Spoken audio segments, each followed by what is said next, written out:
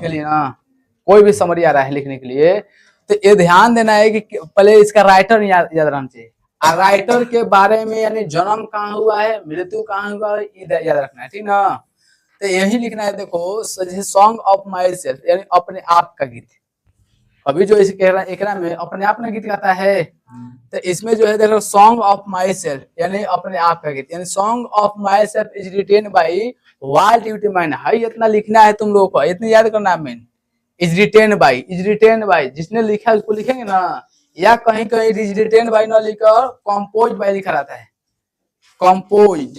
नहीं समझ में आया है? तो कह रहे हैं कि song of myself is written by Walt Whitman, माने सॉन्ग ऑफ माई सेल्फ के लेखक वाल्ट व्हिटमैन है, वाल्ट व्हिटमैन, ठीक ना। He was born in 1819 in America. उनका जन्म, हाँ, ही वाज बोर्न उनका जन्म हुआ था कहाँ, अमेरिका में। कब? 1819 में। उनका जन्म कब हुआ था? 1819 में। कहाँ? अमेरिका में हुआ था। कह कि ही वर्कड, वह काम किए, अ कारपेंटर ही 12th बर्थडे यानी जब 12 साल के थे ना तबे वह कारपेंटर माने बढ़ई के रूप में कार्य किए। समझ में रहे?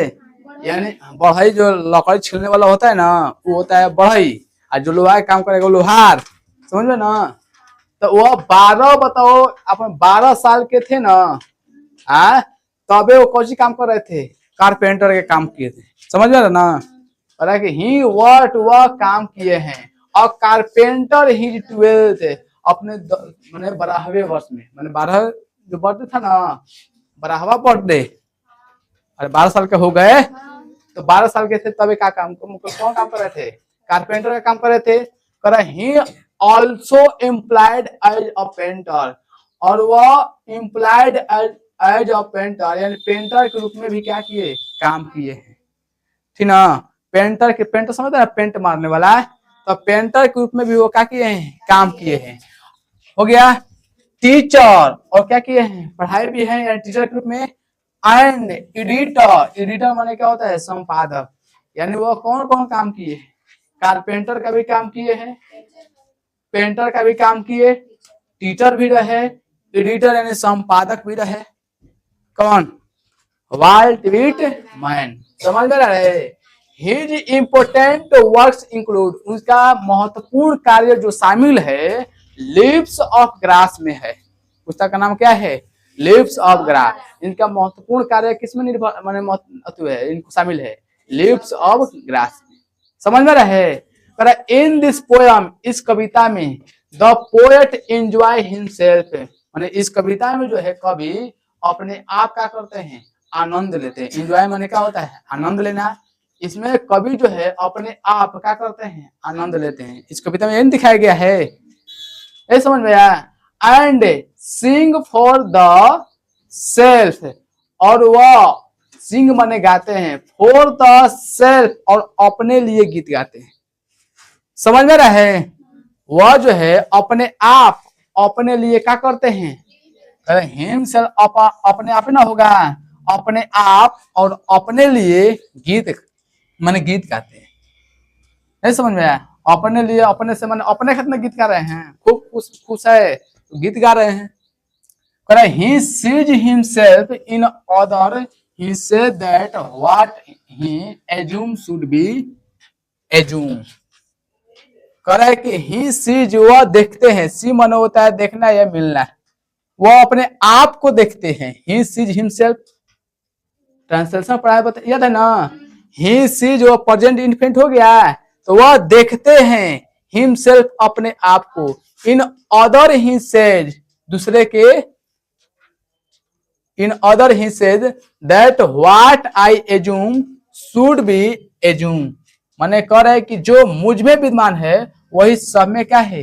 विद्यमान है। समझ में रहे?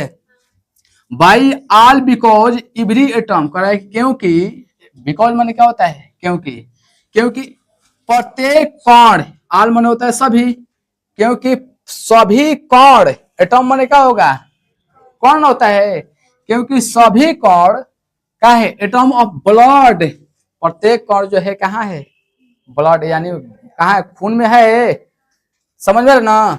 द सेम, उसी प्रकार यानी उसे ही, इन ऑल ह्यूमन बींग्स, जिस प्रकार जो कण जो प्रत्येक मुझ में निवास कर रही है, उसी प्रकार वही कण सभी मानव में क्या करती है, निवास करती है। समझ में रहे।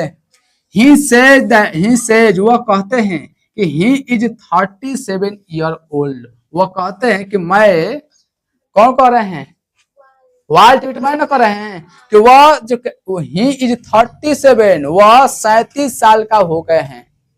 माने वो कहते हैं कि मैं कितने साल का हो गया हूं, 37 साल का। He is healthy and hopes to remain healthy, ठीक ना। वह स्वस्थ है और आशा करते हैं, होप्स माने क्या होता है, आशा करना। वह स्वस्थ है और आशा करते हैं कि टू रिमेन हेल्दी, जो बचा हुआ समय है ना वो भी स्वस्थ रहेगा, टिल डेथ, मरने तक। यानी वो भी आशा करते हैं कि मरने तक मैं क्या रहूंगा, स्वस्थ रहूंगा। समझ में रहे।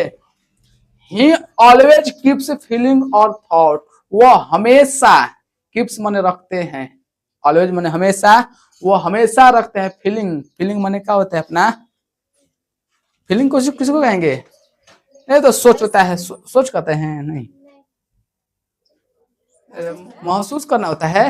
माने अपना जो है फीलिंग और थॉट या विचार, थॉट माने होता है सोच ना, वो हमेशा जो है अपना विचार और अपना सोच इन माइंड फॉर गुड और बैड, मैंने अपने माइंड को जो है, मैंने माइंड फॉर गुड और बैड, माइंड में क्या करते हैं, अच्छे या खराब के लिए क्या करते हैं, तैयार रखते हैं। अपने माइंड में, दिमाग में ना हमेशा अच्छे या खराब से लड़ने के लिए क्या रहते हैं, हमेशा रेडी रहते हैं, तैयार रहते हैं।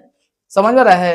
ही इज रेडी, वह तैयार रहते हैं, फॉर एवरी हैजर्ड, प्रत्येक खतरों के लिए। एवरी माने होता है प्रत्येक, समझ में रहे ना। तो कहता है ही इज रेडी, वह हमेशा तैयार, ही इज रेडी, वह तैयार रहते हैं, for every hazard his life, वह अपने जीवन में प्रत्येक खतरों के लिए तैयार रहते हैं। नहीं समझ में आया, समझ में रहे। माने मानो का यही होना चाहिए कि प्रत्येक खतरा के लिए क्या रहना चाहिए, रेडी होना चाहिए, तैयार रहना चाहिए। यानी एवरी तरह के रेडी फॉर एवरी हैजर्ड, यानी मानो के, यानी कि every human ready for every hazard, माने एवरी ह्यूमन, समझ में रहे। Every human is ready for every hazard, कहने का मतलब प्रत्येक मानव को प्रत्येक खतरा के लिए क्या रहना चाहिए, हमेशा रेडी रहना चाहिए। इस जीवन में कभी नहीं सोचना चाहिए कि हमेशा क्या रहेगा, सुखी रहेगा। अगर सुख है ना तो बुरे स्थिति के लिए हमेशा तैयार रहो। लेकिन आदमी क्या होते हैं, भूल जाते हैं, जब सुख आता है तो भूल जाते हैं ना। फाइनली, अंततः, फाइनली, फैमिली नहीं है, फाइनली, अंत में, ठीक ना। ही इज एजूम न अवेजम, इट इज अवेजम माने कमाल है, poem of the Walt Whitman, माने फाइनली यह कविता क्या है, कमाल की है। किसके द्वारा लिखी गई है, माने वाल्ट विटमैन की कविता कमाल की है। अंत देखो, अर्थ निकालने का तरीका क्या है, अंत से चलेंगे।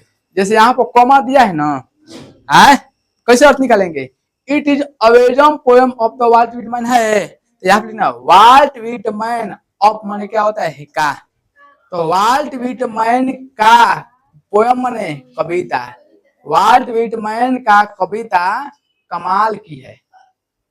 अवेजम माने क्या होता है, कमाल।